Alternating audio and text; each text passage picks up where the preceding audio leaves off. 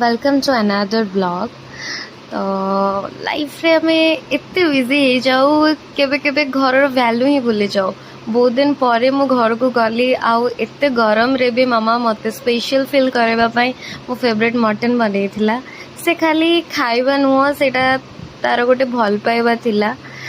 तापर मते शॉपिंग भी करेला नुआ कपड़ा किनेदेला आ से मोमेंट रे मते लागिला जे आमे जेते बड़ हो जाऊ ना कहीं फैमिली पाई आमे सब बेले से ही छोट पिला है कि रह जाऊ।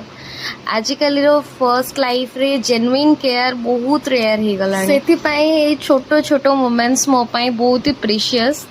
घर माने केवल गोटे प्लेस नुह घर माने से फिलिंग्स जो कहीं आपण वेट करू थाए आपण फेवरेट फूड बनाऊ थाए आ बिना किछि स्वार्थ रे आपण केयर करू थाए।